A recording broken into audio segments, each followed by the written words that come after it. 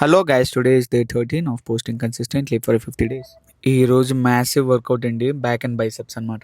రోజు నేను రెగ్యులర్ వార్మప్తో పాటు పులప్స్ కూడా చేస్తాను. బట్ బ్యాక్ అండ్ బైసెప్ రోజు అయితే వెయిటెడ్ పులప్స్ చేస్తా. ఫస్ట్ నార్మల్ పులప్స్ చేశానండి. ఒకప్పుడు ఒకటి కూడా వచ్చేది కాదు, ఇప్పుడైతే లైన్కి ఒక 8 to 10 వస్తున్నాయి. 8 and 10 బిట్వీన్ అనమాట. It depends on what kind of energy I have in a day. So first set కష్టపడి ఎలాగోలాగా ఫెయిల్యూర్ దాకా కొట్టేసి ఇంకా వెయిటెడ్ వేసి దాన్ని 3 sets 3 సెట్లు ఫెయిల్యూర్ కింద చేస్తాను నేను.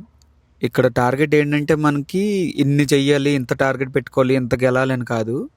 పడిపోయినంత వరకు చేస్తూనే ఉండాలి, ఫెయిల్ అవుతూనే ఉండాలి.